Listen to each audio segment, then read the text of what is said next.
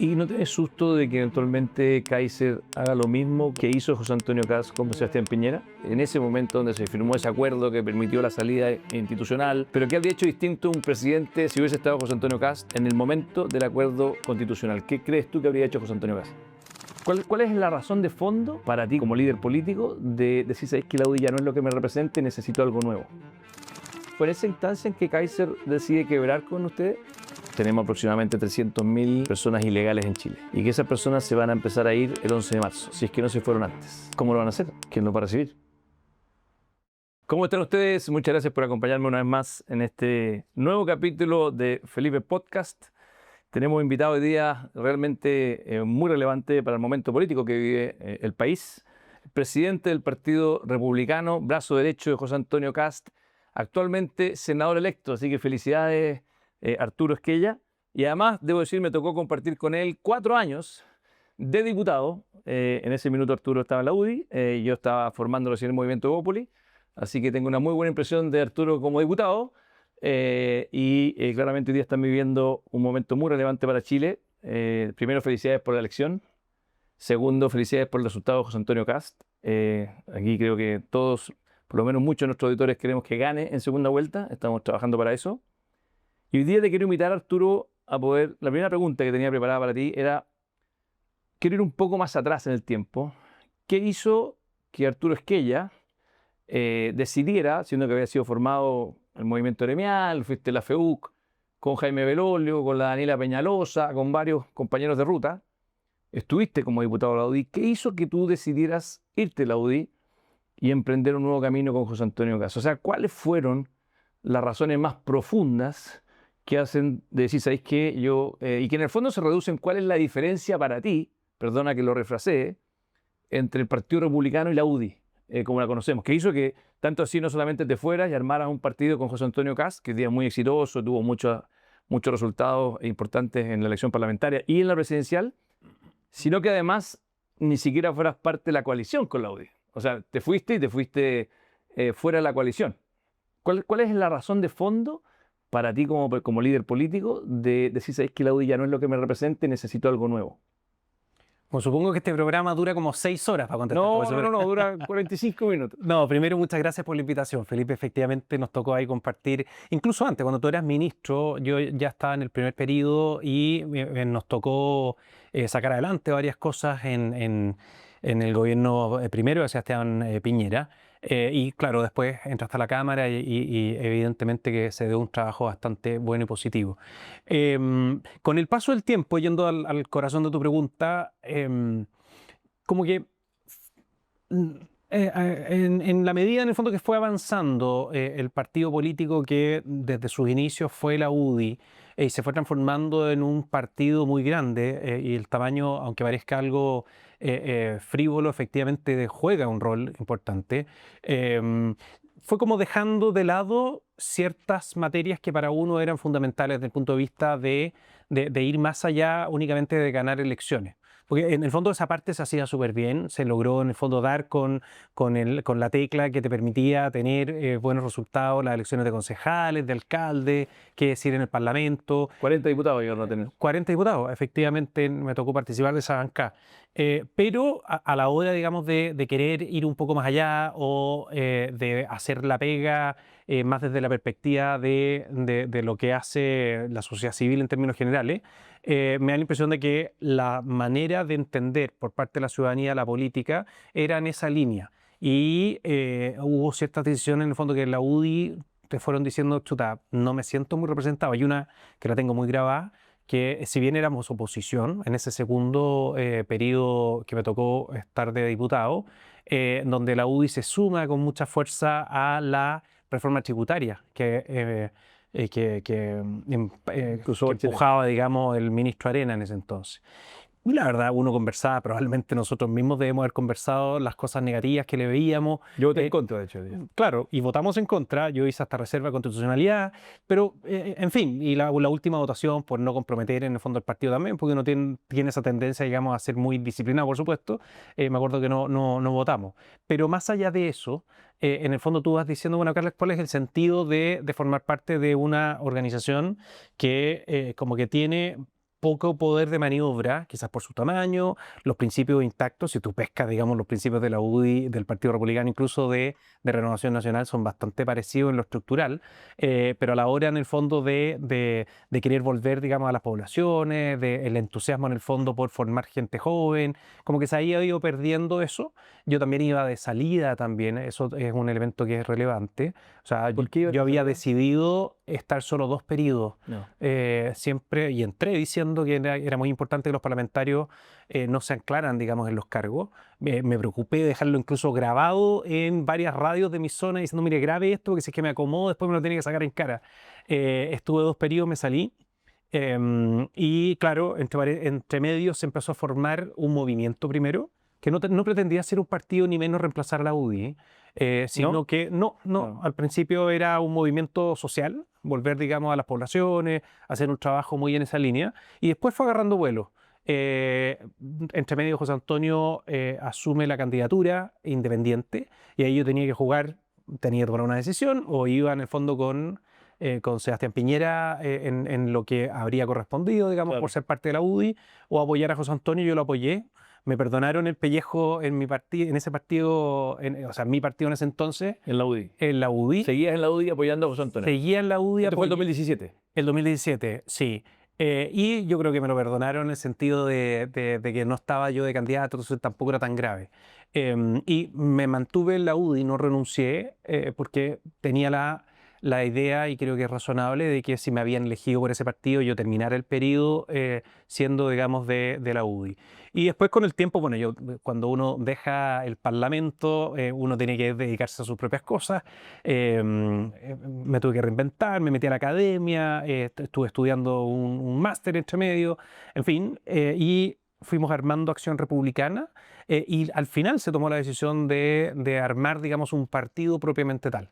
Pensábamos que con Acción Republicana uno podía ir formando personas y a la hora de una elección poder golpear la puerta de los partidos como más cercanos y pedir que los llevaran. Pero en algún minuto dijimos, ¿sabes qué? Mejor es tener algún grado de autonomía para hacer eso, y armamos, digamos, el partido. Y la decisión de irse por fuera, porque me dice, mira, yo seguí en la UDI, hice Acción Republicana junto a José Antonio Cast. ¿En qué minuto se toma la decisión de decir, ¿sabes qué? Vamos a romper con Chile Vamos o con lo que existía y vamos a hacer lo propio? Porque una cosa es armar una nueva tienda, decir, ¿sabes que la UDI no me representa? Y otra muy distinta es decir, ¿sabes qué?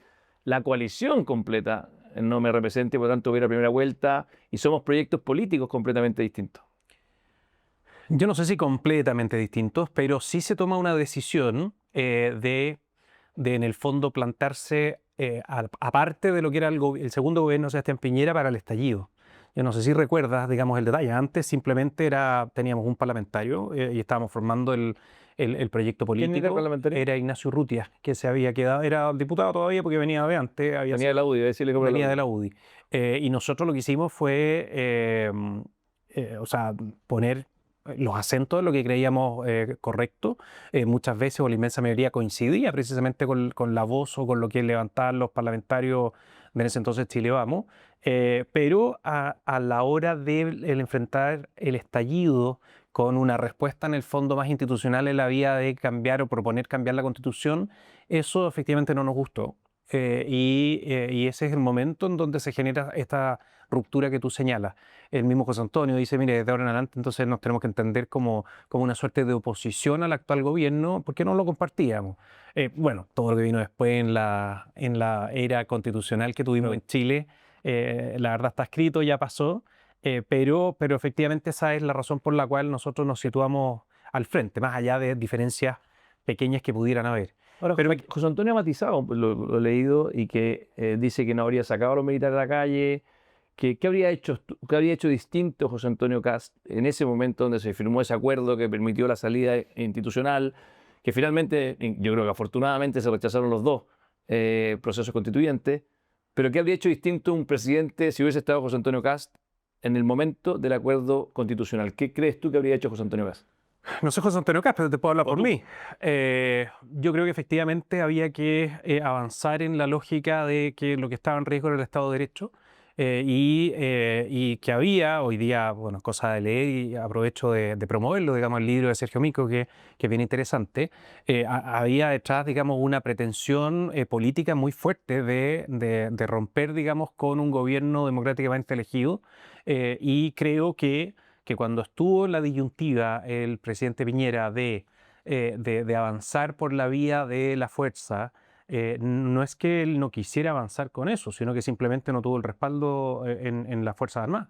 Y eso es súper lamentable, digamos, porque en el fondo la autoridad política es la que toma la decisión, y claro, legítimamente yo creo que ellos lo que esperaban era tener un mínimo de garantía de que no iba a haber una suerte de persecución en contra de ellos. O sea, no es achacable precisamente a él el que faltara un ejercicio más de la fuerza. Ahora, no todo se resuelve con fuerza. O sea, hoy día, si pasara lo mismo, cosa que no sé si has visto, que de repente como que vuelve al debate, claro, uno cuenta con la experiencia de cómo se enfrentó esa difícil situación para el Estado, y uno tiene, digamos, la ventaja de que tú ya sabes, en definitiva, más o menos qué hacer, en donde efectivamente juega un rol el ejercicio del uso de la fuerza. Pero vuelvo a preguntarte, porque lo más probable, y yo espero que así sea además, más allá que no era mi candidato en primera vuelta, pero yo espero que hoy día, y lo he dicho públicamente, que José Antonio Kast sea el próximo presidente de Chile y no Jara, si tuviera una situación similar, ¿qué es lo que propondría el presidente del Partido Republicano, o qué crees tú que propondría el presidente José Antonio Kast en esa misma situación? Que es un ejercicio que creo que es importante hacerse, porque efectivamente uno no busca esos lugares, esos momentos. O sea, y creo que con los equipos de seguridad fue brutal. Lo más curioso es que todavía ni siquiera sabemos, y que la justicia no haya podido perseguir a los culpables de lo que ocurrió, habla de una precariedad en nuestro sistema de inteligencia, en nuestro sistema de persecución penal tremendo. Pero vuelvo a preguntarte políticamente, ¿qué es lo que harías tú en ese momento tan difícil que vivió Piñera, que yo creo que nunca se lo imaginó? No, en ese momento, bueno, de partida, de cara al futuro no sería exactamente lo mismo, porque no estarían mezclados, digamos, el mundo violentista en esta gran masa de personas que tenían una legítima aspiración de levantar una banderita con el dolor que tenían de turno. Entonces tú, ya sacando esa gran cantidad de chilenos que confundía las cosas o que les servían de paraguas a estos violentistas, tú ya tienes más depurado, digamos, el grupo que tienes que infiltrar. Y tú, con inteligencia, lo que tienes que hacer es precisamente identificar a cuáles son en el fondo los que están guiando políticamente esto. Eso lo entiendo hacia el futuro, porque ya no está esa demanda o esas miles de personas en la calle, pero en ese minuto, porque encima fue el momento donde ustedes decidieron irse a la oposición. Entonces, ¿qué hizo tan mal Piñera en ese minuto y que tú habrías hecho distinto para decir, no, yo si hubiese sido? Porque yo entiendo que uno puede decir, por ejemplo, a usted tal vez no le gustó la reforma de pensiones, que a mí sí me gustó mucho. A usted no le gustó la reforma de pensiones, pero está bien. Ahí yo digo, no, yo no habría hecho distinto. ¿Qué habrían hecho ustedes en ese momento con esas circunstancias? No con circunstancias nuevas, que sin la gente en la calle, que es mucho más fácil. Yo habría, sin ninguna duda, generado un respaldo muy sustantivo público con las fuerzas policiales, con las Fuerzas Armadas en los estados de excepción, más allá, digamos, de demorarse un día más, un día menos en decretar, digamos, los estados de excepción, si es que era necesario, por de pronto. Yo no sé si tú sabes, pero cuando tú tienes el estado de sitio, que es una de las 4 alternativas que nosotros tenemos como estados de excepción, cuando se da la lógica a una grave conmoción interior o una guerra interna, se aplica por efecto, digamos, de la ley orgánica el Código de Justicia Militar, es decir, la justicia marcial en términos concretos, que era la gran aspiración que ellos tenían. Ellos tenían la aspiración de que, mire, yo no tengo problema en enfrentar a estas personas y ejercer la fuerza como corresponde, pero garantíceme que no voy a tener un juego Urrutia persiguiéndome, o que no voy a tener una fiscal que ya tiene tomada la decisión, en el fondo, de acusarme sin siquiera tener una prueba. Entonces, cuando tú te quieres poner en el escenario en que, si es que me van a perseguir, digamos, al Estado y a los agentes del Estado que tienen el monopolio del uso de la fuerza, pero en estricto rigor depende de mí, que soy presidente de la República, vengan por mí. Con eso tú ya ganas buena parte de la voluntad de las policías para lograr, digamos, arrinconar a las personas violentistas. Segundo, esa es la primera. Obvio. Segundo, tú lo que tienes que hacer es entrar con mayor fuerza en términos de inteligencia a desarticular a la fuerza política que estaba detrás de esto.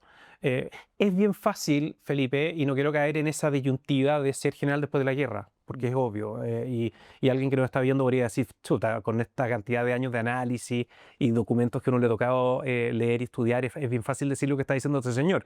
Sí, pero al final pasa por por entender en el fondo en qué consiste el ejercer el poder político máximo en representación en el fondo de los ciudadanos que depositan en ti la posibilidad, digamos, de tomar decisiones tan duras como resolver las cosas también por la fuerza, que no es el espíritu, digamos, de una sociedad organizada, pero también tiene que estar sobre la mesa. Pero Y bueno, y de cualquier manera no habría desencadenado el debate constitucional. Porque el debate constitucional, en el fondo, fue una salida, en el fondo, que se tuvo sobre la mesa, que le generó al final del día mayor inestabilidad al país. Pues el mayor daño que tuvo el estallido en Chile no son las estaciones de metro, es el debilitamiento de las instituciones. Y las instituciones se siguieron debilitando precisamente por los años de incertidumbre permanente que tuvimos entre el primer periodo, el primer proceso y el segundo proceso constitucional. Estuvo aquí sentado la semana pasada Pablo Ortúzar, quien me manifestó frente a esta misma pregunta de que él cree que la salida constitucional sí fue la mejor respuesta, que cree que haber sacado a los militares a la calle con respaldo político o haber ejercido la fuerza y el Estado de Derecho, que es un poco tu respuesta, habría sido catastrófico. Él manifiesta que habría significado heridas para Chile por décadas, que cree que la salida constitucional permitió salir institucionalmente y democráticamente.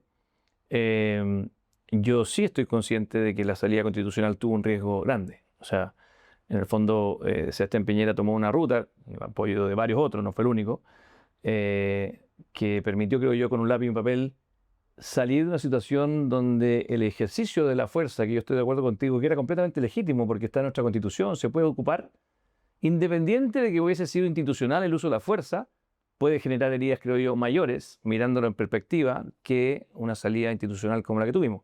Y ahí voy a la segunda pregunta, que es, en el segundo proceso constituyente, donde el Partido Republicano tuvo una tremenda mayoría, muy similar probablemente a la que tienen hoy día, en la elección parlamentaria, ¿hay algún mea culpa por no haber logrado convocar a una mayoría que aprobara la Constitución que ustedes proponían? ¿O sienten que en realidad se hizo bien y daba lo mismo si se aprobaba o no, porque por lo menos quedó ratificada la anterior? Lo primero, solo a propósito de lo que decía Pablo Ortúzar, yo creo que efectivamente sí se generó un daño muy profundo en Chile con el camino que se siguió. Claro, es menos visible que la persecución, en el fondo, que igual se hizo a propósito de la supuesta violación a los derechos humanos que supuestamente también mandatado desde la entidad política que conducía al Estado, mira la cantidad de querellas por delitos de lesa humanidad que tiene Gonzalo Blumel, que tiene Gonzalo Blumel, que tenía el expresidente Piñera, que tenía Gali, que tenía, en fin, todos. O sea, quieras o no, eso se iba a generar igual. La única diferencia es que tú tenías, digamos, la razón y la ley de tu parte, y que decir, digamos, el deber constitucional de darle protección a la población, si es que es necesario, por supuesto, ejerciendo la fuerza. Y el daño con el debilitamiento institucional no lo arrastramos hasta el día de hoy, 6 años después, y quizás por cuánto tiempo más. Si el debilitamiento institucional que tenemos hoy día de verdad es muy profundo, pero quiero ir a lo otro. Pero antes que te vaya de ahí, solo en argumentación de lo de Pablo, yo creo que Pablo en ningún caso, yo tampoco, que estoy más cerca de la tesis de Pablo, creo que alguno de los dos caminos no iba a tener costos. O sea, para mí, el camino de sacar a los militares a la calle y que eventualmente hubiesen muertos, por mucho que hubiese sido dentro del marco de la ley, iba a tener un costo también muy grande. El camino institucional de cambiar la Constitución también tenía costos y riesgos muy grandes, que terminó bien porque se terminaron rechazando los otros dos y que la democracia en Chile funcionó, y funcionó bastante bien, a mí me gustó, porque la gente dijo, mira, ¿sabe qué? Todos pensaban que queríamos refundar Chile y volvernos un país chavista. Y se rechazó, claro. Se rechazó con mucha fuerza. O sea, el sentido común, y a mí me da mucha alegría, Arturo, como demócrata, decir qué bonito que la democracia en Chile funcionó. O sea, cada vez que hemos tenido que elegir con un lápiz y un papel, creo que las chilenas y chilenos han sido muy inteligentes. Porque en el fondo, y creo que más allá que el segundo proceso constituyente, liderado sobre todo por el Partido Republicano, se propuso una constitución que tenía mejoras importantes, creo que también podría haber dejado a muchos sintiéndose que la constitución no era su casa. Y creo que la razón por la cual se rechazó, más allá del contenido mismo, que tenía cosas interesantes, en reforma al Estado, sobre todo, que era lo que más me interesaba a mí, y por eso creo que valía la pena parte de los textos de la nueva constitución, era que la sensación que se generó es que esa nueva constitución un poco no era la casa de todos. Se repetía un poco el ejercicio inicial. Para cerrar el tema, Ortúzar, los dos caminos son institucionales. ¿Sí? Ejercer la fuerza cuando corresponde también es institucional. Se me ha dicho que no. Porque, o sea, la pregunta es cuál tiene más costos. Sí, y eso en el fondo, claro, se podrá discutir el costo en el fondo del debilitamiento del ejercicio de la fuerza cuando corresponde. La fuerza al final del día, quieras o no, está presente en todo. O sea, si yo tengo un problema, yo te arriendo una casa y yo decido no pagarte y nos vamos a juicio y terminamos, digamos, después de todo el proceso en un fallo judicial que yo tengo, al final la facultad de imperio, el imperio propiamente tal, que es el ejercicio de la fuerza, está presente. O sea, el desconocer en el fondo el rol que tiene en una sociedad organizada la fuerza como garantía final es absurdo. O sea, obvio que uno tiene que evitarlo, por supuesto, pero es ancla de cualquier sociedad organizada. Estoy de acuerdo contigo. Soy autor de la ley de usurpaciones, por ejemplo, donde aplicamos la fuerza para sacar a alguien que se tomó un lugar. Soy autor de la ley antiterrorista. No, tu tema es hacer la ponderación de lo que le qué estoy tiene más diciendo costo. es que Sí te entendí. aquí nadie tiene, creo yo, clavada la verdad en esta materia. Creo que ambos tienen riesgos. Mi punto es que creo que aunque sea institucional, lo que vivimos por grupos realmente antisistema fue tan dramático, fue tan brutal, que incluso por algo tal vez el mismo Partido Comunista y varios otros no quisieron firmar el acuerdo. Porque tal vez lo que estaban esperando era justamente que la respuesta fuese el uso brutal de la fuerza institucionalmente para que ellos con eso pudieran agudizar las contradicciones que buscan que se agudicen y de esa forma justificar, decir, saben que este sistema colapsó. Entonces, Puede ser. nadie sabe la contrafactual. Sí. Puede ser que en el fondo el escribir el contrafactual es imposible, pero sí creo que ambas rutas son riesgosas, eso es lo que te quiero decir. O sea, ambos tenían costos. No creo que una tenía costo, que fue la institucional, que se tomó la Constitución, que tuvo costo importante. Como te dije al principio, el riesgo, incluso para un demócrata que confía en la democracia, de que se hubiese aprobado la primera Constitución, era un riesgo alto.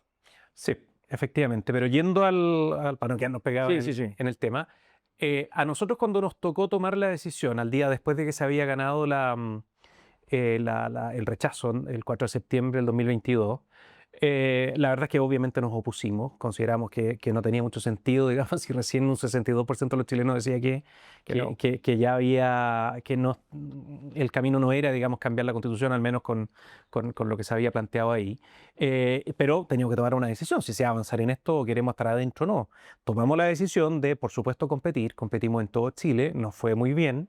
Ganamos un número importante, digamos, de consejeros. En esta oportunidad había que hacer un Senado, antes había que hacer una Cámara, con las mismas reglas, en fin. Junto a Chile Vamos logramos los 2/3. Y esto es relevante también porque de repente se dice, mire acá que se era un gustito, que no había una coma que nosotros pudiéramos poner sin la concurrencia de Chile Vamos, ni una coma, por las normas en el fondo del sistema. No había absolutamente nada que nosotros pudiéramos hacer por nuestra cuenta, bloquear. Podríamos haber bloqueado cosas. Dicho eso, te cuento una cosa que en alguna oportunidad la he contado, pero no es muy pública. A mí me llamó el presidente de la República al día siguiente del 7 de mayo, es decir, el lunes 8. Obviamente para felicitar por el resultado, y yo en la conversación le digo al presidente, le doy a entender básicamente, mire, no se trata que con este resultado nosotros vamos a pretender instalar, digamos, lo que se nos antoje ni nada por el estilo, sino que aprovechemos la oportunidad. Podría perfectamente hasta hacer la Constitución que descentraliza Chile. Mire qué bonito un presidente de Magallanes que deje el sello puesto en una nueva Constitución que es la que verdaderamente descentraliza Chile, porque más aún lo sé por el trabajo que me ha tocado hacer, tanto en lo político como académico, que es de los temas en donde no hay mucha trinchera política, entonces habría sido perfecto. Y obviamente me dijo, sí, perfecto, conversémoslo más adelante. Me tocó 4 meses después ir a La Moneda, de nuevo, a conversar. En esta oportunidad era una ronda que se hizo por todos los partidos políticos, el presidente Boric. Y cuando nos tocó a nosotros fuimos una ronda para hablar de la reforma tributaria y la de pensiones. Estaba ahí Álvaro Elizalde, la ministra en ese entonces Jara y el mismo presidente. Yo fui con la secretaria general, con Ruth Hurtado. Nos hablaron de las propuestas que tenían, las reformas tributarias y de pensiones, y terminando la reunión yo le digo, estamos en la mitad del proceso constitucional, el segundo, el que estábamos liderando nosotros, dediquémosle un capítulo, estamos a tiempo todavía de retomar lo que hablamos ese 8 de mayo, le decía yo al presidente. Presidente, sí, miren, convérsalo acá con Álvaro Elizalde, pónganse de acuerdo la semana. Bueno, nunca ocurrió esa llamada. En todo el intertanto me tocó mucho ir conversando, avanzando en la búsqueda de encontrar cómo se representara la mayor cantidad de personas en el borrador constitucional. ¿Te acuerdas que existía un grupo de expertos que propuso? Sí, claro, No, el marco. se recogió cerca del 75-80% de lo que ellos proponían. Había gente que me decía, pero ¿por qué no lo tomaron eso y le pusieron un timbre? Porque no estaba terminado. O sea, había cosas, había capítulos completos, garantías constitucionales fundamentales que no las habían dejado para después. Es decir, no las tocaron para no enredarse. Entonces es bien fácil ponerse de acuerdo entre los expertos, mire, todo lo complejo lo dejamos para la siguiente etapa, que al final era lo que había pasado. Pese a eso, recogimos el 80%, muchas conversaciones con los partidos oficialistas, ¿Por qué crees hasta que llega el ¿Por punto, qué crees que se rechazó? pero es que es súper simple, me lo dijeron en la cara, así, mira, desde el mismo Partido Socialista me dijeron con mi interlocutora, que en ese minuto era la presidenta, a ver, si está este texto versus la constitución que tenemos desde el 80 en adelante, obvio que me gusta más este, pues si tenía hasta derecho de huelga dentro del catálogo de derechos fundamentales, pues es evidente que eso les gustaba más a ellos. Y había otras cosas que por supuesto nosotros encontrábamos súper positivas. Y siempre dijimos, nunca vamos a apoyar algo que consideremos peor que la Constitución del 80. Hasta que llegó el punto que nosotros dijimos, mira, ¿sabes que esto sí nos representa, es mejor? Tiene razones de sobra para que le guste más a lo que llaman hoy día el socialismo democrático. Todos ellos, si es que fuera un trabajo académico, se inclinan de todas maneras por ese borrador, por el borrador que se rechazó, pero me dicen, mira, si es que nosotros nos sumáramos a lo que ustedes están proponiendo, significa que José Antonio Kast es presidente de la República. Entonces tú comprenderás que nosotros no podemos hacer eso. Y bueno, en ese entonces estaba como instalado eso, ¿te acuerdas? La Constitución y todo eso. Yo creo, paradójicamente, que si hubiera ocurrido, que se aprobaba, no tendríamos ninguna posibilidad de hoy día estar aspirando a la presidencia de la República, porque al final habría pasado un año y medio entre medio, las cosas no son mágicas, todo le echarían la culpa a la Constitución nueva, que creaba como 30 y tantas nuevas instituciones, y vueltas de la vida en el fondo, ni José Antonio ni Evelyn Matei, que por de pronto habría abrazado también la nueva Constitución aprobada, tendrían alguna posibilidad de ser presidente de la República. Las cosas pasan por algo, pero esa es la razón por la cual en el fondo no se aprobó. Nosotros, sin perjuicio de eso, avanzamos en que se incorporaran amarillos, demócratas. Me tocó cientos de veces conversar de cómo ir incorporando las propuestas de ellos. Yo tenía una doble misión ahí, porque aparte de ser presidente del Partido Republicano, hago clases de Derecho Constitucional, entonces me tocaba por los dos lados y créeme que desde el punto de vista de recoger todo lo que... No, si mi pregunta, entiendo perfectamente lo que me dicen. Mi pregunta distinta es, hoy día ustedes acaban de lograr, o están a punto de lograr, y todo indica que para bien, que José Antonio Kast haya logrado interpretar a una mayoría de chilenos, ¿ya? Que eso es una cuestión bien potente. O sea, mayoría significa 50 más 1. ¿Mm? Y creo que incluso han sido muy cuidadosos para no cometer errores en esa dirección, que es parte del ejercicio de la democracia. Entonces, la pregunta que te hago es, ¿por qué crees que en ese instante, en ese momento, tal vez no tuvieron la misma habilidad? Porque independiente de lo que diga el Partido Socialista, que hoy día dice lo mismo, hoy día la peste de ustedes, en el fondo hoy día hacen la misma contracampaña, pero hoy día ellos no pudieron convencer a la ciudadanía de que era una mala idea apoyar a José Antonio Kast. De hecho, sacó una tremenda votación.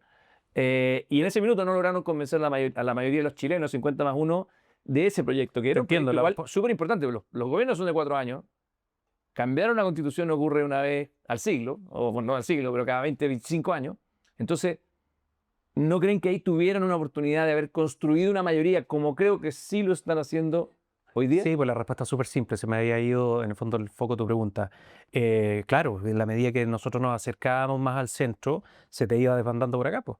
Y mucha gente sintió en el fondo que no valía la pena en el fondo hacer ese cambio. Yo estoy seguro que si hubiéramos querido a todo evento sacar adelante la Constitución, bastaba con no moverse del lado derecho, pero lograbas el propósito final, que era que tuviéramos una Constitución que todos se sintieran conformes y que fuera como la casa de todos, como decía, ya no me acuerdo quién, Patricio Zapata.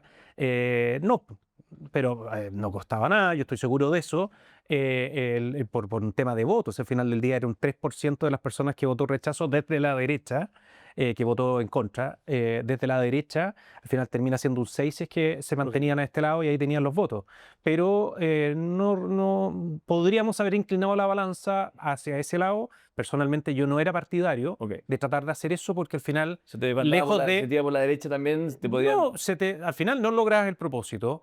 corrías el riesgo Fue de, ahí por que tratar de darle el gusto ¿Fue ahí a que ese Kaiser grupo. se va del Partido Republicano? ¿Fue en esa instancia en que Kaiser decide quebrar con ustedes? No de inmediato, no en ese momento, pero obviamente sí, esa fue la razón. Esa fue la razón por la cual él Sí, se termina yendo del Partido Republicano. sí, sí, a la larga sí. Y el caso del Rojo Edwards, ¿qué pasó con el Rojo Edwards? ¿Por qué el Rojo Edwards, bueno, fue RN, después fue la gran figura de ustedes, ¿por qué termina yéndose el Rojo Edwards? El Senador rojo, electo por usted, tremenda votación. con el rojo es algo totalmente distinto, no tiene que ver con el plano de las ideas, sino que más bien tiene que ver con en el fondo, la relación o la interacción, en el fondo, con las personas, en el fondo, que estábamos ahí. Con algunos, en el fondo, había una muy buena relación, como por ejemplo conmigo. Tengo una buena relación con ellos, creo que vamos a hacer un buen trabajo en conjunto en el Senado. Pero, El Rojo no ha dicho todavía por qué votó. Ha sido bien curiosa. Yo le he dicho al Rojo, tiene que... ¿por quién votó en la primera vuelta? No he dicho. Ah, bueno, pero ahora está súper súper jugado. No, está bien, pero Bueno, le en he fin. dicho, Rojo, tenéis que ser un poquito más... Mejor no, me guardo mi... Bueno, el tema está en que nosotros somos bien de la idea, y quizás es parte de por qué nos ha ido bien con la humildad que espero lo entiendan. La lógica de que nosotros tomemos las decisiones en conjunto, colectivamente, un poco lo que era, a propósito de tu pregunta original, tu primera pregunta, como era la UDI en sus inicios, quizás tiene algo muy positivo, por supuesto, que es cuando estás hablando con el presidente del partido, el jefe de bancada, estás hablando con todo el partido para una toma de decisión. Pero por otro lado, en el fondo, hay ciertas personas que, no tanto por el rojo, pero hemos tenido varias salidas de Sí, po. personas que esa dinámica no la valoran tanto como si los que estamos adentro sí la valoramos. Y claro, uno tiene que tomar una decisión ahí si es que te gusta esa manera, digamos, de actuar en política, o si es que prefieres en el fondo cada vez en su mérito, digamos, ver, siempre las cosas se ven en su mérito, por supuesto, Todo bien. pero el mérito de actuar conjuntamente en términos de decisiones políticas, nosotros la valoramos mucho y creemos que no necesariamente es del gusto de todos. ¿Cómo está la relación con Kaiser hoy día? Bien, súper. Y no, Yo creo que fue muy sano, va a ser ahora mirando un poco con algo de perspectiva, que hiciera un proyecto distinto, más genuino, porque adentro del Partido Republicano, que desde el punto de vista doctrinario, al final tú miras una corriente más libertaria versus en el fondo lo que representa el grueso de quienes estamos en el Partido Republicano, hay cosas que pegan y otras que no tanto. O sea, por él desaparecería el Estado. Digamos, nosotros creemos de que el Estado juega ciertas veces un rol fundamental y irreemplazable, digamos. No quiero caer en caricaturas porque no está lejos, digamos, de mi interés. Ahora, en el fondo, él con su gente, porque no solo que se fue él, sino que se fueron varias personas que tenían esa manera de ver la vida en sociedad y la posición política, en el fondo, que más les acomodaba, y terminaron armando un partido, cosa que encuentro que es valiosísima. Y acá, en el fondo, los que nos quedamos tenemos una posición menos tensionada, pero perfectamente pudimos hacer, en el fondo, una coalición para sacar adelante, por ejemplo, las elecciones parlamentarias de recién. ¿Y no tenés susto de que eventualmente Kaiser haga lo mismo con José Antonio Kast que hizo José Antonio Kast con Sebastián Piñera? O sea, que a mitad de camino Kaiser diga, ¿saben qué? Esto no es suficientemente derecha, esta es la derechita cobarde. Está en su derecho, yo creo que Y por lo tanto me voy a ir por la derecha, voy a decir que en realidad es lo mismo que Sebastián Piñera, y la misma fórmula que ocupó José Antonio Kast contra Sebastián Piñera, que la ocupe Kaiser, dado que no ganó, y que apueste a te hacer la entiendo, te entiendo. sucesión de... No está resuelto cómo vamos a conformar, si es que llegamos a ganar la elección, por supuesto, cómo vamos a conformar en el fondo esa alianza, por llamarlo de alguna manera, parlamentaria de cara al trabajo oficialista o respaldando, digamos, al gobierno. Explícitamente, entre todos los partidos que estamos detrás de José Antonio Kast como candidato a presidente en segunda vuelta, hemos dicho, mira, esa discusión démosla después, ahora es ganar, porque es tan binario el asunto entre Janet Jara y José Antonio Kast, que preocupémonos de ganar, después vemos en el fondo cómo vamos a a contribuir en el mediano y largo plazo. Y en eso, por supuesto, que ellos podrían tomar la decisión, miren, nosotros no vamos a formar parte del gobierno y estarán en su derecho.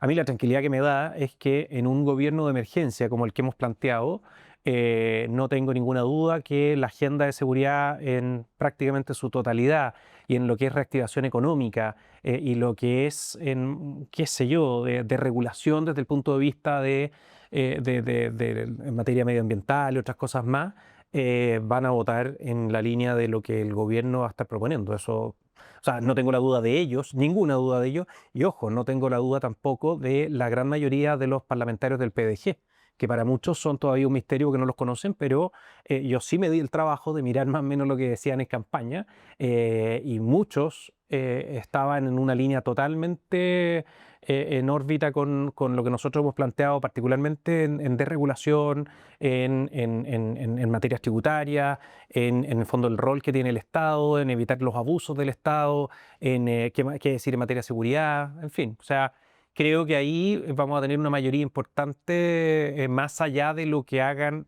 los partidos de estas dos grandes listas parlamentarias que uno podría decir de derecha o centro-derecha. Muchos creen que en caso de que gane José Antonio Kast, que hoy día parece probable, va a armarse una nueva gran coalición de centro-derecha, que puede incluir o no a Kaiser, que me imagino que sí, muchos creen que sí, porque el Partido Libertario fue parte de la misma lista con ustedes, fue militante del Partido Republicano, y muchos creen que buena parte también de Chile Vamos. ¿Visualizas esa nueva coalición o te imaginas más bien un gobierno que no necesariamente se articule en una coalición de gobierno, que es distinto? No, yo creo, en parte lo insinué en la respuesta pasada. No, yo creo que es importante la institucionalidad, el tener una institucionalidad clara. O sea, no es una especie de cherry picking, digamos, para cada momento, no. Creo, digamos, si bien hemos dicho esta conversación la vamos a tener a Después, futuro, obvio. pero informalmente como que la verdad es que la mayoría de los actores que están detrás de la candidatura de José Antonio hoy día en segunda vuelta están en esa línea. ¿Qué va a pasar? Porque tú recibimos el respaldo muy sincero e incondicional de demócratas. No hemos hablado de ese actor que, si bien como partido no van a seguir funcionando, tendrá que tomar la decisión si es que lo van a reescribir. Eso, bueno, pero más allá de eso, hay parlamentarios, hay concejales, hay incluso alcaldes, hay gente, o sea, es un grupo importante de personas que es, de acuerdo a lo que vimos en estas conversaciones que hemos tenido, hoy día fue la exposición pública, pero veníamos conversando hace rato, se sienten muy identificados con lo que hay detrás de este concepto de gobierno de emergencia. Quizás si es que no existiera eso y entráramos de lleno en todas las cosas que nos pudieran diferenciar, sería una historia distinta.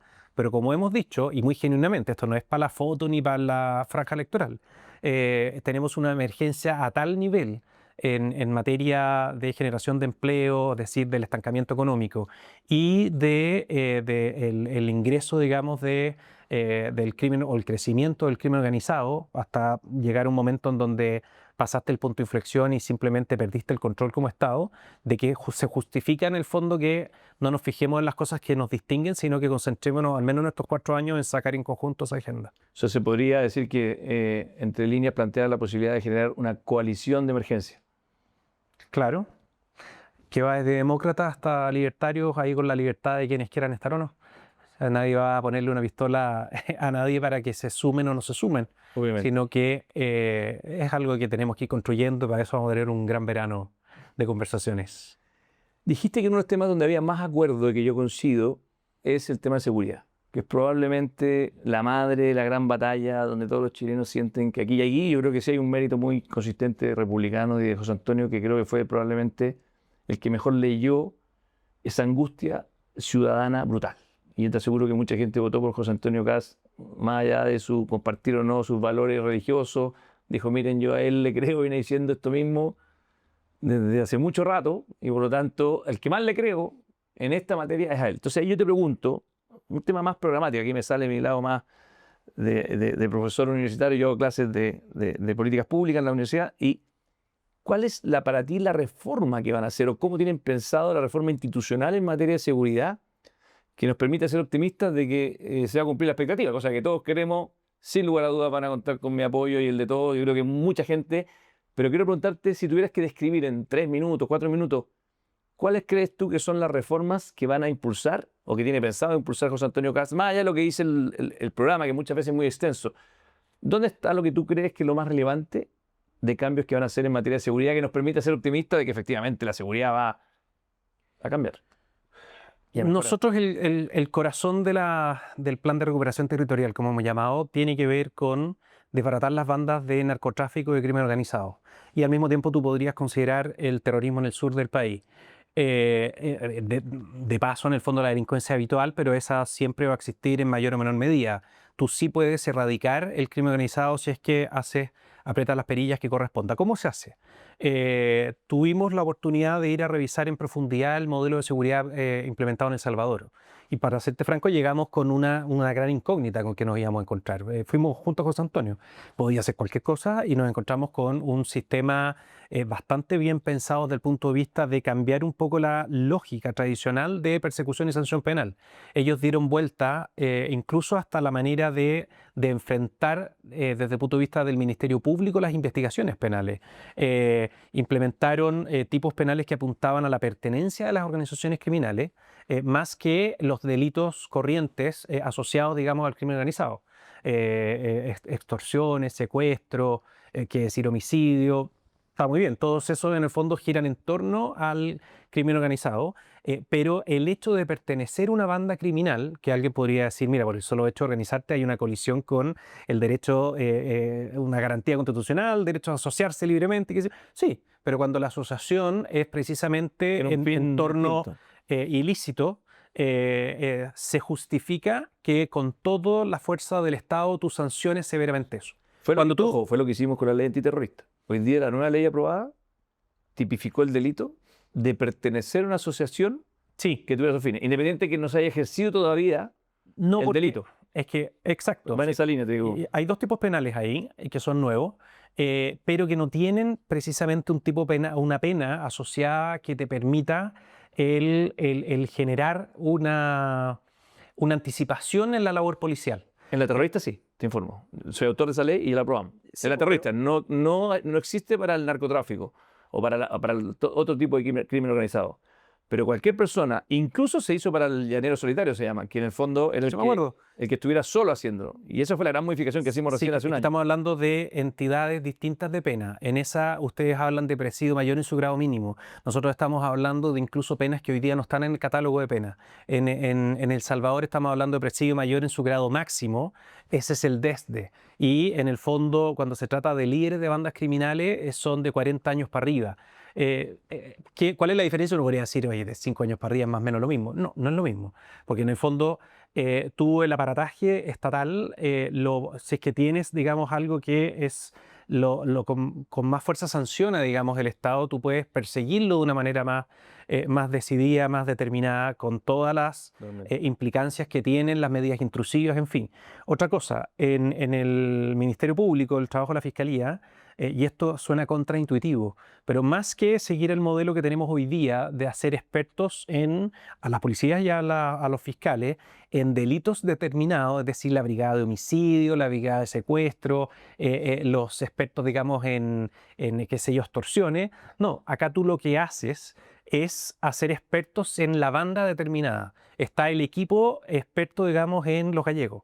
Y tú con eso lo que haces es permitir, más aún con este paraguas de organización criminal que sanciona la mera pertenencia, tú haces el mapa, identificas dónde estás y cuando ya los tienes lo suficientemente identificados a los líderes, da lo mismo los que están abajo, los líderes, tú ahí recién decretas, digamos, un estado de excepción que te permita darle blindaje jurídico a las policías y a las fuerzas armadas si es necesario para ir a prenderlo. Eso va de la mano con un cambio sustantivo a nivel penitenciario.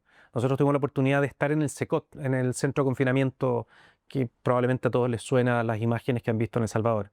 Y el hecho de que no tengan acceso a visitas, el hecho de que no tengan pertenencia, que no puedan salir, digamos, más que media hora de la celda, uno podría decir, oye, pero qué maldad, por qué no se puede recibir una visita? Bueno, porque esa es la manera en que pueden controlar todavía el crimen que está ocurriendo en las calles a través de las visitas. Lo del uniforme o que no tengan pertenencias propias no es en el fondo pegarle en el suelo a una persona, sino que es evitar que se formen jerarquías al interior de la cárcel. Hasta el corte de pelo, digamos, tiene que ver con y que estén todos iguales, tiene que ver con evitar la jerarquía al interior de la cárcel. Todo tiene un sentido.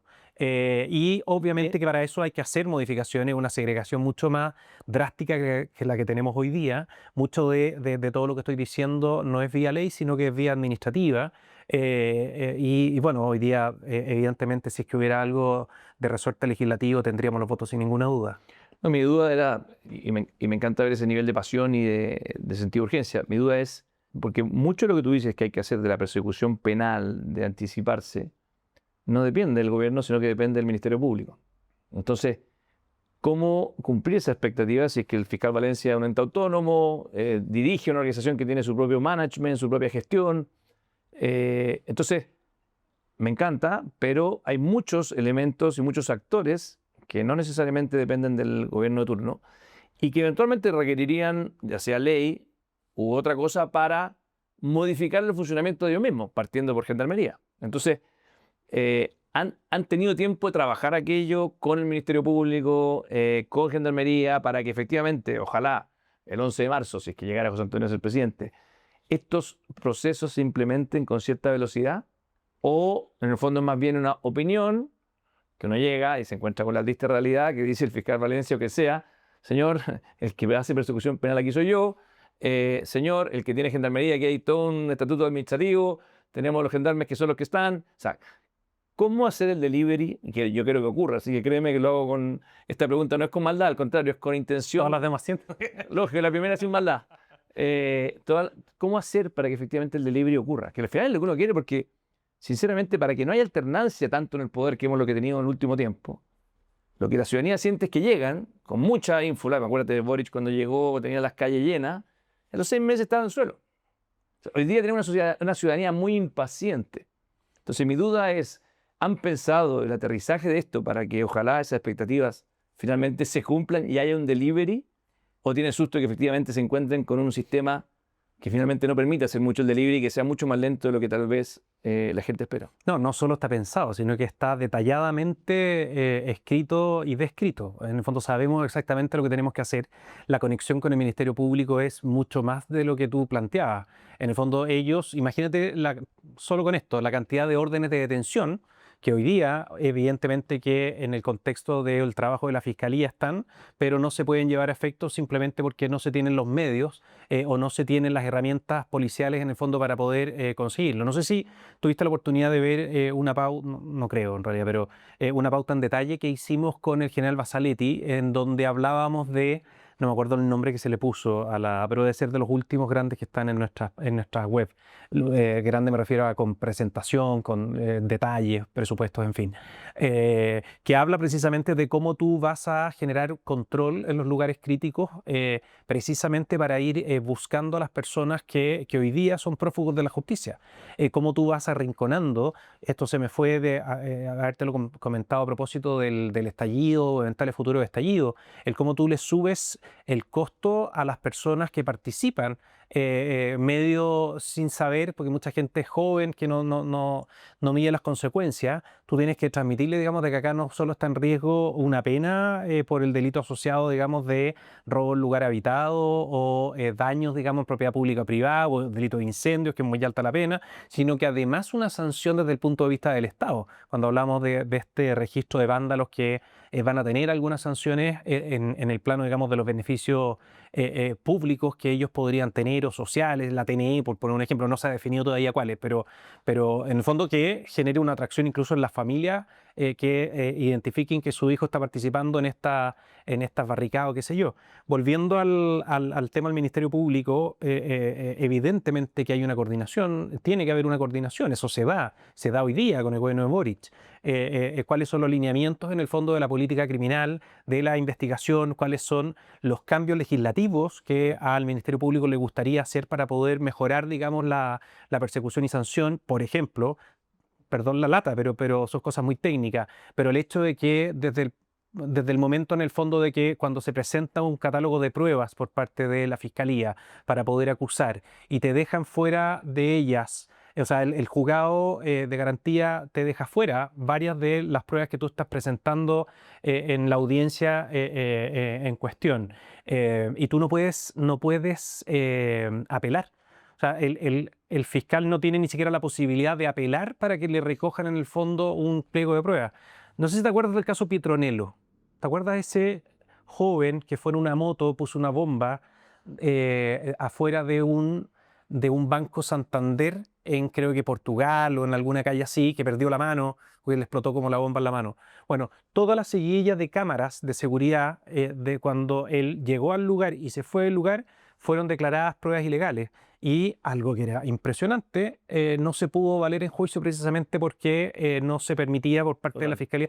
Está lleno de cosas Lleno así. de elementos Y en el absurdos. fondo, si es que para la Fiscalía fuera importante que se le pusiera urgencia a proyectos de ley de ese tipo, fue el primero que se me ocurrió, perdón el ejemplo latero, pero hay mucha herramienta, sin hablar, digamos, de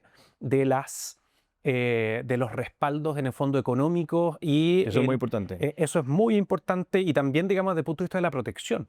Hablaba la otra vez con un fiscal en Arica que me decía, mira, tú vieras la dificultad que nosotros tenemos en el mismo estado para poder darle protección a la familia de los agentes encubiertos, que es una pega súper delicada. O sea, imagínate meterte, digamos, en una banda de narcotraficantes y que te lleguen a pillar. El tema no es solo contigo, sino que con toda la familia. Totalmente. Entonces, ubicar a esas personas en colegios en otras regiones del país, me acuerdo puntualmente el enredo que tenían en el fondo para hacer valer las notas del estudio universitario de uno de los hijos en otro lado. Tiene que haber una predisposición del Estado en función de que la seguridad en Chile pasó a ser un bien fundamental, Total. mucho más de lo que hoy día es. Y deja terminar con algo más de fondo. Hace mucho tiempo, en el contexto de la discusión de la reforma procesal penal, año 2000, previo al 2000, se nos dijo en ese mensaje de que, o se empezó a instalar, corriente doctrinaria académica de izquierda internacional, de que la privación de libertad no era una sanción que cumpliera, digamos, el propósito propio en un sistema penal. Y claro, podría ser, a mí me encantaría, de hecho, mi tesis de máster es precisamente el cómo reinsertar a las personas a partir del trabajo. O sea, no hay nada que me fascine más que eso. Pero también hay un perfil de criminales que tú tienes que entender que la única vía para que el Estado cumpla su función de proteger a los demás y que puedan ejercer sus derechos fundamentales es encerrar a ese personaje. Entonces hoy día estamos recién en la lógica de que la mayoría de los chilenos nos están apoyando para poder, digamos, mantener encerrado, digamos, a esas personas y por de pronto poder hacer un trabajo mejor de reinserción habiendo hecho la segregación que corresponde con los otros que están en otros recintos penitenciarios. Voy a la última pregunta, porque ya se nos ha pasado el tiempo, pero que tiene que ver con el tema migratorio. José Antonio ha dicho en muchas exposiciones que tenemos aproximadamente 300.000 personas ilegales en Chile y que esas personas se van a empezar a ir el 11 de marzo, si es que no se fueron antes. ¿Cómo lo van a hacer? ¿Quién los va a recibir? Al igual que en materias económicas, hay cosas que nosotros sabíamos que iban a pasar antes de la misma elección. Es decir, tú cuando conversas con personas que están dedicados a los proyectos de inversión o que se mueven en el mundo de los negocios, te dicen, mira, ¿sabéis qué? Hay un mejor ambiente. Efectivamente se está reevaluando la posibilidad de hacer, digamos, un proyecto que teníamos parado, que estaba viendo horizontes, digamos, en países vecinos. Y eso ya es una realidad y todavía no tenemos un nuevo presidente. Bueno, en materia de migración, nosotros en parte hemos hecho lo que hemos dicho lo que hemos dicho a punta de las declaraciones que, por cierto, van con un respaldo de una determinación, digamos, de si es que llegamos al poder de efectivamente hacerlo, precisamente para que se generara un efecto previo. buena parte de las personas que esperamos que salgan de Chile, nosotros consideramos de que en un porcentaje importante va a ser de manera voluntaria. Cuando José Antonio quizás no salió tan bien la manera de explicarlo, pero decía van a pagar su pasaje, en el fondo es lo que está ocurriendo. Si tú cuando ves el norte hoy día, incipientemente todavía, muy incipientemente, que hay personas en el fondo que están tratando de dejar el país por su propia cuenta, si es que tú les dieras un salvoconducto por de pronto para que se pudieran ir a otra parte, a los países de origen, fuera Venezuela, fuera Colombia. Venezuela en este caso tiene, por otras razones, tiene un bloqueo, digamos, aéreo, pero perfectamente podrían llegar a Colombia. El Estado, en el fondo, en este caso el gobierno, tiene las herramientas desde el punto de vista migratorio en sus manos. Es lo que nosotros esperamos, en el fondo, que se haga. Ahora, va a haber una parte que tiene que ver, que no se van a ir voluntariamente, por supuesto. De los 2 millones de personas que han dejado Estados Unidos, 1,5 millones lo ha hecho voluntariamente en respuesta a esta gran campaña que hizo el gobierno norteamericano. Se hizo una campaña, evidentemente con el propósito de que voluntariamente la mayor parte de inmigrantes ilegales se fueran por su cuenta. Y eso te da como resultado de que los 2 millones de personas que a la fecha, en el fondo, desde lo que lleva la segunda administración de Trump, han abandonado Estados Unidos, 1,5 millones lo ha hecho, digamos, voluntariamente. Solo medio millón ha sido por expulsiones. Entonces, tú ves que claro, si tú logras de esas 300.000, que 50.000 al menos en el fondo se fueran por su propia cuenta, claro, uno dice una fracción no menor, pero está lejos, digamos, de incluso ser la mitad. Bueno, por de pronto un tipo penal que nosotros queremos restablecer inmediatamente es el ingreso ilegal a territorio nacional, con una pena lo suficientemente alta para que te permita poder detener a esas personas. Eso habla más bien de flujo, porque tú sabes que las normas penales en el fondo no corresponde aplicarlas retroactivamente, y además hay un principio pro reo pero por lo menos te haces cargo del flujo, ¿sí? Incluso en el peor de los momentos siempre tienes un flujo hacia afuera, de gente que se está yendo por su propia cuenta porque no fue lo que consideraron y qué sé yo. Si tú ya rompes el flujo de ingreso, esas 300.000 personas van a ir bajando de todas maneras, más aún si las estás empujando precisamente a salir anticipadamente. Ahora, yo creo que hay algo que nosotros no teníamos contemplado, que es una tremenda noticia, Felipe, para lo que va a venir en materia de migración, que es el cambio de administración en Bolivia. Sin ninguna duda, no hemos tomado contacto todavía, pero no corresponde, pero las declaraciones que nosotros hemos podido leer de las nuevas autoridades y el interés que tienen de retomar relaciones con nosotros, y están lo suficientemente claro que donde nos aprieta el zapato a nosotros es en materia de migración, y la facilidad con que todas estas bandas que se dedican a transitar por Bolivia. Ya, pero estamos conscientes entonces de que la gran apuesta, que yo la comparto y la voy a apoyar con mucha fuerza, es cerrar la frontera, pero que tenemos un problema de stock que no va a ser tan fácil de solucionar y que de alguna manera vamos a tener que en algún minuto hacernos cargo. Porque si son 300.000, si van 50.000 y quedan 250.000, la pregunta es qué se hace con ellos. Sin ninguna duda, te estaba explicando que esto es multidimensional. O sea, tú rompes el flujo y automáticamente ya se empieza a bajar, porque hay muchas personas que incluso antes de esta arremetida nuestra, sin ser gobierno, ya se estaban yendo por su cuenta. Siempre hay un flujo de ingreso y de salida. Ahora, con esta presión a que la gente salga, porque nuestra lógica es salga ahora con todo, salga por la buena. El problema, Arturo, es que muchos no pueden salir porque no tienen papeles. Muchos no hay embajada de Venezuela. Entonces llegan a Perú y les dicen, señor, usted no puede pasar. Sí, llegan claro. en el fondo, no es, aunque lo que te quiero transmitir es que aunque uno quisiera, Venezuela no lo recibe por puente aéreo. Entonces, tú cuando le das un salvoconducto, es decir, le permites o habilitas la posibilidad de que estas personas no entraron ilegalmente con el solo propósito de volver a su país, Venezuela tendrá que ver si es que recibe o no recibe un connacional. No sé de dónde se saca que no va a recibir. No recibe. No, yo sé, estoy en la Comisión de Seguridad. No, está bien, pero no te va a recibir un vuelo, no te va a recibir, digamos, una política de expulsión, pero sí los va a recibir voluntariamente. Entonces las personas o van a estar en un lugar esperando, digamos, su turno para la expulsión y para que esa expulsión vaya de la mano con recursos, pasaje, qué sé yo, o voluntariamente en el fondo van a emprender el vuelo a su país o por tierra, digamos, para que lo reciban allá. No veo la razón para que no reciban, digamos, a un ciudadano venezolano de vuelta. Eso no está dentro del escenario. Si lo que tú no lo dices, reciben. No, lo que tú estás planteando de que no lo reciben es cuando son una política del Estado de Chile que los sube un avión y dice, mire, estos expulsados van a llegar allá, no te permiten que el avión aterrice, que es algo distinto. Es mucho más simple. Los tipos no tienen pasaporte. Los tipos no tienen embajada. Los tipos no lo reciben en Perú. O sea, aunque si quisieran ir, Perú dice usted ya está allá. Entonces, Sí.